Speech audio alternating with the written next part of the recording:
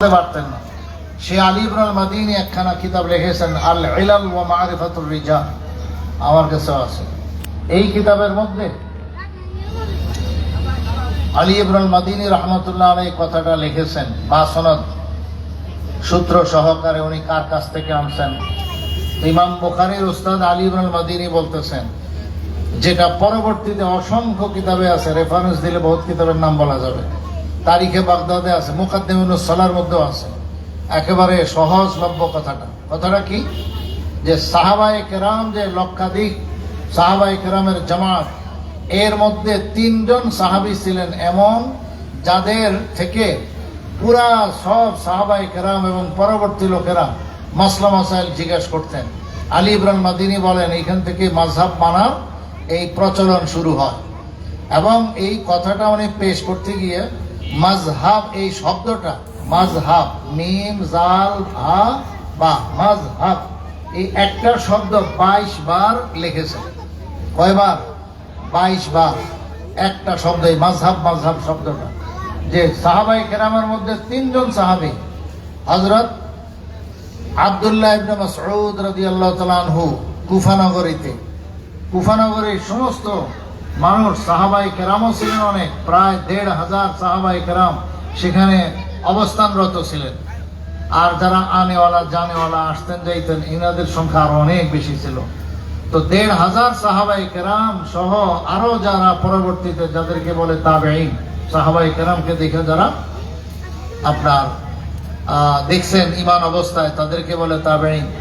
তো ইনারা সবাই হযরত আব্দুল্লাহ ইবনে মাসউদ রাদিয়াল্লাহু তাআলা আনহু থেকে মাসলা মাসাইল জিজ্ঞেস করতেন। এমনি ভাবে মক্কা মুকাররমায় হযরত আব্দুল্লাহ ইবনে আব্বাস রাদিয়াল্লাহু তাআলা আনহুমা থেকে সবাই মাসলা মাসাইল জিজ্ঞেস করতেন। এমনি ভাবে মদিনা মুনাওয়ারায় হযরত যায়েদ ইবনে সাবিত রাদিয়াল্লাহু তাআলা আনহু থেকে মাসলা মাসাইল সবাই জিজ্ঞেস করতেন। তাহলে কয়জন ব্যক্তি হলো? 3 জন ব্যক্তি। মক্কা মুকাররমায় আব্দুল্লাহ ইবনে আব্বাস, মদিনা মুনাওয়ারায় হযরত যায়েদ ইবনে সাবিত, আর কুফা নগরীতে, ইরাকের কুফা, তৎকালীন সেটা বহুত বড় রাজধানী, সেই কুফা নগরীতে ছিলেন হযরত আব্দুল্লাহ ইবনে মাসউদ রাদিয়াল্লাহু তাআলা আনহু। এই 3 জন সাহাবী এমন ছিলেন, যাদের কথা মাসলা যা বলতেন এটাই পুরা উম্মত মেনে নিতেন, সবাই ওনাদের কথা মানতেন। এটা কি বলে? মুরব্বি মানা। এটা কি সহজ ভাষায় বলে? মাযহাব মানা। এটাকে বলে তাকলিদ করা।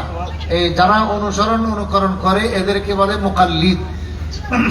তো এরা এই 3 জনের উপরেই ভরসা করে চলছেন। সমস্ত মাসলা মাসাইল ইনাদের কাছ থেকে জিজ্ঞেস করে করে জানতেন। আচ্ছা, পর্যায়ক্রমে আল্লাহ তাআলা এই বিষয়টাকে আগে বাড়াইতে বাড়াইতে মোটামুটি 200 বৎসর, কম বেশ সামান্য 200 বৎসর মধ্যে এমন হিজরি রাসূল সাল্লাল্লাহু আলাইহি ওয়াসাল্লামের পর থেকে 200 বৎসরের ভিতরে এমন কিছু মানুষ আল্লাহ তাআলা দুনিয়াতে তৈরি করেছেন, যারা কোরআন হাদিস সবচেয়ে বেশি ভালো বুঝছেন। এবং সেটা আমি বলি না, ওই যুগের শ্রেষ্ঠ উলামায়ে কেরাম সকলেই এই সার্টিফিকেট দিয়ে গেছেন। আপনি শুনলে অবাক হবেন, যারা হাদিস শাস্ত্রের বাদশাদের বাদশা, বড় বড় হাদিস বিশারদ, এরা কেউ নিজে কোরআন হাদিস থেকে নিজে যা বুঝছেন তাই কোনো আমল করতেন না, বরং কোরআন হাদিস বুঝার জন্য শরণাপন্ন হইতেন এই কিসিম উলামায়ে কেরাম, যাদেরকে বলে আইম্মা মুজতাহিদিন, যাদেরকে বলে ফুকাহায়ে কেরাম, যারা আপনার কোরআন হাদিসের বুঝটা পাকাপাকি ভাবে পাইছেন। প্রসঙ্গত ছোট্ট একটা কথা স্মরণ করে দিই, আল্লামা যাহাবী রাহমাতুল্লাহ আলাইহি সবচেয়ে কে কোন লাইনে 1 নম্বর, একটা গিনেস বুক এরকম একটা ফিরিস্তি বয়ান করছেন, কে কোন লাইনে 1 নম্বর। বলতে বলতে উনি বলছেন যে ইমাম আবু হানিফার কাছাকাছি সময়ের লোক। ইমাম আবু হানিফার ইন্তেকালের পরে তিনি জন্ম হয়েছেন 150 হিজরিতে জন্ম, 204 হিজরিতে তিনার ইন্তেকাল, 54 বছর বয়স। আবি হানিফা ফিল ফিকহে, ইমাম আবু হানিফা রাহমাতুল্লাহ আলাইহি সবাই ভক্ত এবং মুরিদ সবাই তার কাছে মুহতাজ, সবাই তার কাছে ঠেকা কোরআন ও হাদিস থেকে মাসলা মাসাইল বের করার ক্ষেত্রে। মানে কোরআন সুন্নাহ থেকে কিভাবে মাসলা এর মূল নীতি যথাযথ উনি বুঝছেন, উম্মতের কাছে রেখে গেছেন। সেই মূলনীতি অনুযায়ী সমস্ত কোরআন হাদিসের গবেষকরা গবেষণা করে মাসলা মাসাইল নিয়ে চলছেন।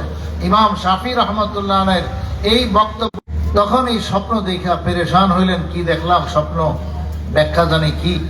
তো জানবার জন্য তৎকালীন বহুত বড় একজন তাবেঈ, উনি নিজেও তাবেঈ, যাকে বলা হয় রইসুল মুআব্বিরিন, তাবির দাতা, স্বপ্নের ব্যাখ্যাকারদের মধ্যে অন্যতম হযরত ইবনে সিরিন, মূল নাম মুহাম্মদ ইবনে সিরিন রহমতুল্লাহ আলাইহির দরবারে হাজির হয়ে গেছেন। যখন তিনি ছোট বয়স, একজন সাথী নিয়ে গেছেন। লম্বা কিসসার শেষ কথা যখন শুনাইছেন, উনি বলেন যে এত বড় স্বপ্ন দেখছে, গায়েবানা ভাবে আরেকজনকে দিয়ে বলাইছেন, সাথী ভাইকে দিয়ে। পরে ওনাকে দেখে বলছেন, বাবা আল্লাহ তাআলা তোমাকে এমন ইলম দান করবেন, সাহিবু হাযির রুইয়া ইউসাউবিরু ইলমান লাম ইয়াসবিকু ইলাইহি আহাদুন ক্বাবলা, এই স্বপ্ন দেখনেওয়ালা এত গভীর থেকে ইলম উত্তোলন করবে যেই পর্যন্ত অন্য কেউ পৌঁছতে পারে নাই, পারবে না। আসলে রসুলের রওজা মোবারকের যে শরীরটা, যেটা দাফন করা আছে, সেই শরীর, এটা হলো উলুমে নবুওয়াত, আসমানি ইলম। আর তিনি কোদাল নিয়ে, বেলসা নিয়ে, টুকরি নিয়ে তো মেহনত করে মাটি সরানো, এর অর্থ হলো মেহনত করা, মুজাহাদা করা, ইস্তেহাদ করা, ইস্তেমাত করা, কোরআন হাদিস নিয়ে গবেষণা করা। আর করতে করতে তিনি একদম শরীর পর্যন্ত পৌঁছে গেছেন, উলুমে নবুওয়াত যেখানে ওইখান পর্যন্ত পৌঁছে গেছেন। অনেক গভীর থেকে উনি ইলম উত্তোলন করতে পারেন। এটাই হলো স্বপ্নের ব্যাখ্যা। একেবারে এই স্বপ্ন তো বাস্তবায়ন হয়ে গেছে, আল্লাহ তাআলা এই উম্মতের সামনে দেখায় দিয়েছেন। সেই ইমামে আজম আবু হানিফা রাহমাতুল্লাহ আলাইহি শরণাপন্ন হইতেন, মানুষ মাসলা মাসাইল তার কাছ থেকে শিখতেন। সেই ধারাবাহিকতা আস্তে আস্তে আমাদের পর্যন্ত আসছে। ইরাকে তার জন্ম, আব্দুল্লাহ ইবনে মাসউদ রাদিয়াল্লাহু তাআলা আনহুর কাছে যা ইলম কালাম ছিল, সেটাই পর্যায়ক্রমে হযরত আব্দুল্লাহ ইবনে মাসউদ থেকে আলকামা থেকে ইব্রাহিম নাখাঈ, ওনার থেকে হাম্মাদ ইবনে আবি সুলাইমান থেকে ইমামে আজম আবু হানিফা রাহমাতুল্লাহ আলাইহি। এই উলুমে নবুওয়াত, আসমানি ইলম, কোরআন হাদিসের বুঝ 16 আনা যথাযথ পাইছেন। এবং ওনার প্রত্যেকটি কথা মুস্তানাদ কোরআন ও সুন্নাহ থেকে একদম বের করা। এই জন্য আমার আগে ওস্তাদজি বলে গেছেন, আমাদের সকলের মুরব্বী, আপনাদের এই এলাকার মানুষ, আপনারা খুব চেনেন। আল্লাহ, উনি যে বলছেন না আল্লামা আনোয়ার শাহ কাশ্মীরের কথা, ওনার সম্পর্কে আরো কিছু শুনাইছেন। আমি আরো দুই একটা কথা যোগ করি। আল্লামা আনোয়ার শাহ কাশ্মীরি রহমতুল্লাহের বক্তব্য, ওনার কথা, ওনার জীবনী লিখেছেন ওনার সাহেবজাদা আল্লামা আনোয়ার শাহ কাশ্মীরি। সেই নকশে দাওয়াম নামক কিতাব, নকশে দাওয়াম, ওই কিতাবের ভিতরে আছে, আরো অসংখ্য কিতাবে আছে। কি আছে?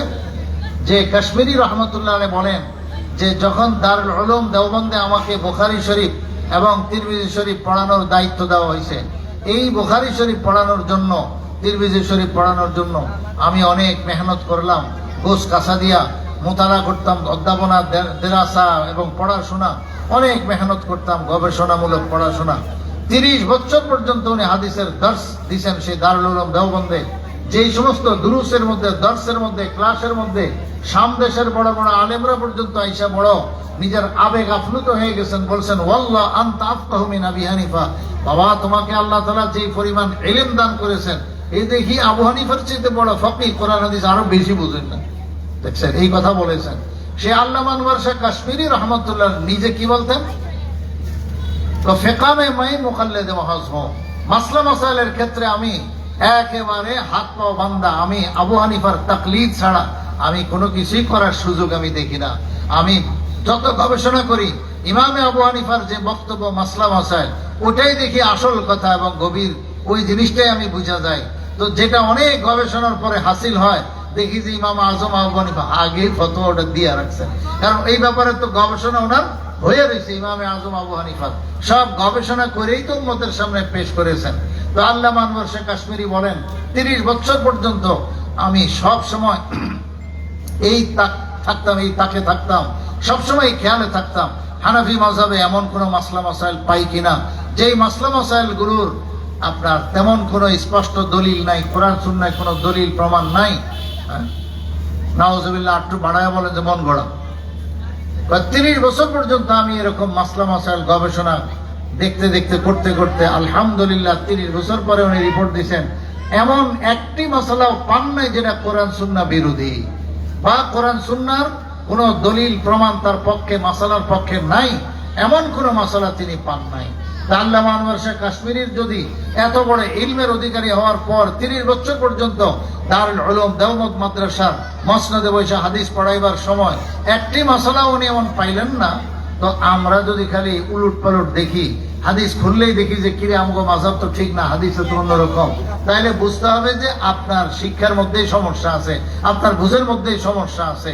রঙিন চশমা, কালো চশমা দিন দুপুরে কেউ যদি আপনার চোখের মধ্যে লাগায় আকাশের দিকে তাকায়, তত সে ছাতা তালাশ করবে যে ভাই আকাশ তো অনেক মেঘাচ্ছন্ন, মেঘ আসতেছে, বাদল একবারে মাথার উপরে জমে গেছে, ছাতা লাও, হ্যাঁ যে কোনো মুহূর্তে বৃষ্টিতে ভিজতে হবে। কি ভাই বোঝেন নাই? আসলে কি আকাশে মেঘ না, তার চোখের সমস্যা, এ তো চোখের সমস্যা। হ্যাঁ, তো এখন এরকম মানুষ আজকাল অনেক দেখা যায়। দুই একটা কিতাবের বাংলা অনুবাদ পড়লে ওনারা মনে করেন মহাজ্ঞানী হয়ে গেছেন। এই সমস্ত জ্ঞানের, এগুলোর হাকিকত কিছু কিছু ঘটনা শুনলে আপনারা হাসতে হাসতে পড়ে যাবেন। একটা ঘটনা ঘটছে আমার মসজিদে, যে একজন মুসল্লি ভাই তিনি দেখতেছেন আরেকটা লোক আমাদের যে দেশি মৌজা, সেই সুতি মৌজা, এই মৌজার উপরে উনি মাথা করতেছেন, জুতা পিন্দা নামাজ উজু করতেছেন। এখন জুতা থেকে পা বের করে পা ধোয়ার সময় আসতে পারে, ভিজা হাতে পা মশা করলেন। পরে আমার এক পুরানা মুসল্লি তিনি বললেন, ভাইটা কি করলেন? তো সেইটা মিতা দেখলেন না কি করলাম, মাসা করলাম। তো তাই এই মোজার উপরে বেশি কথা কইব না, বুখারী শরীফে আছে। তো বুখারী শরীফে তো আছে মোজার কথা, রাসূল সাল্লাল্লাহু আলাইহি ওয়াসাল্লাম মোজার উপরে মাসা করছেন, সাহাবায়ে কেরাম করছেন। বাস উনি বাংলা যেটা পাইছেন এটা শুরু করে দিচ্ছেন। পরে ওই আল্লাহর বান্দা, আমি মসজিদে বসা ছিলাম, আপনি আমার সঙ্গে ঝামেলা করেন না, ওই হুজুরকে জিজ্ঞেস করেন যে এটা কোন ধরনের মৌজা, ওনার থেকে মাসলা বুঝে নিয়ে। বলার সাথে সাথে সেই লোক খুব রাগ করে বলতেছেন, মিয়া নামাজ ধরছি কিছুদিন হয়, এরকম যদি আমার লোকে বাজাবাজি করো তো নামাজে ছেড়ে দিব। চিন্তা করেন। পরে আমার ওই মুসল্লি ভাই বললেন, ভাই আপনি নামাজ ছেড়েন না বা রাগ করেন না, আপনি হুজুরের কাছে মাসলা শিখে নিয়েন, এই বলে উনি ভাগছেন। পরে আমার কাছে এটা শুনেলেন এই লোকের এই অবস্থা। ওই লোককে আর বোঝানো সম্ভব হয় না। সে ওই যে বাংলাতে একটা পড়ছে মৌজা মৌজা মৌজা, বাস এখন ওখানে তো আর সব কথা লেখা থাকবে না, নাইলে উস্তাদ আর সাগরিদের কি প্রয়োজনটা? কি ভাই বোঝেন নাই? উস্তাদের কাছে লেখাপড়া কেন করতে হয়? কোরআন শরীফ কি আসমান থেকে আল্লাহ তাআলা কাবা শরীফের ছাদের উপরে দিয়ে দিচ্ছেন, কাবা ঘরের দরজা দিয়ে দিচ্ছেন যে সবাই এখান থেকে কপি নিয়ে যাও আর এরকম নিজে নিজে পড়ো? হবে এটা? কোনোদিন হবে না। জিবরিল আলাইহিস সালাতু ওয়াস সালাম 23 বছর যাবত হুজুর সাল্লাল্লাহু আলাইহি ওয়াসাল্লামের কাছে সেই কোরআন নাজিল করেছেন, ওহী নিয়ে আসছেন। সেখান থেকে 23 বছরে সাহাবায়ে কেরামকে এটা শোনায় দিয়েছেন, বুঝাই দিয়েছেন, এবং এর ব্যাখ্যা হিসেবে কত কথা বলেছেন, রাসূল নিজে আমল করেছেন, প্র্যাকটিক্যাল দেখায় দিয়েছেন, আবার তাকিদ দিয়েছেন। আমার পরবর্তী খুলাফায়ে রাশিদিন, মানে বিশেষ করে এই 4 জন, আবু বকর, ওমর, উসমান, আলী, ইনারা যেই মত পথ আদর্শ তোমাদেরকে দেখাবে, এই মত পথ আদর্শের থেকে তোমরা একটু এদিক সেদিক যাবা না। এই মত পথ আদর্শকে মজবুত করে আঁকড়ায় ধরবা, খবরদার এটা যেন তোমাদের থেকে কেউ ছিনা না নিতে পারে। ওনারা যেটা বলবেন খুলাফায়ে রাশিদিন, এটাই উম্মতের জন্য আসল মত এবং পথ, এটাই আসল সুন্নাহ, নবীজির সুন্নাহ। বোঝেন না কথা? তো সাহাবায়ে কেরাম এরাই তো দিন আসল সঠিকভাবে বুঝছেন, তাদের কাছে মাহফুজ ছিল। এইভাবে এটা ধারাবাহিক পরবর্তীতে সবার কাছে, উলামায়ে কেরামের কাছে এইভাবে পৌঁছে। বলতেছিলাম আল্লামা আনোয়ার শাহ কাশ্মীরি রহমতুল্লাহ আলাইহি জীবনেও তো উনি বলেন যে আমি কোনো মাসালার মধ্যে হানাফি মাযহাব আমি ছাড়তে পারি নাই, কারণ আমি দেখতেছি ওই মাসালার সপক্ষে দলিল প্রমাণ সব ভরপুর, একটি মাসালা এমন পাই নাই যেটা কোরআন সুন্নাহ বিরোধী। তা আমি কেন এদিক সেদিক ঘুরব? আসলে মনের ইতমিনান, মনের শান্তি প্রশান্তি অর্জন করার জন্য অনেক জ্ঞান অর্জন করা দরকার, ইলম অর্জন করার দরকার। ওই ইলমটুকু আপনার থাকলে আপনার ইতমিনান হবে, নাইলে আপনি যার উপরে আস্থা রাখেন, যার উপরে আস্থা হয় তার উপরে আস্থা রেখেই তো আপনি চলতে হবে, এই ছাড়া তো কোনো উপায় না। দুনিয়াতে আপনি সবাই কি পাইলট আপনারা? কিন্তু মক্কা শরীফ কি যান নাই, হজে কি যান নাই, জিদ্দা যান নাই? কি ভাই বলেন? আপনারা সবাই কি পাইলট? এখানে যারা আছেন একজন পাইলট আমার জানা মতে নাই। পাইলটরা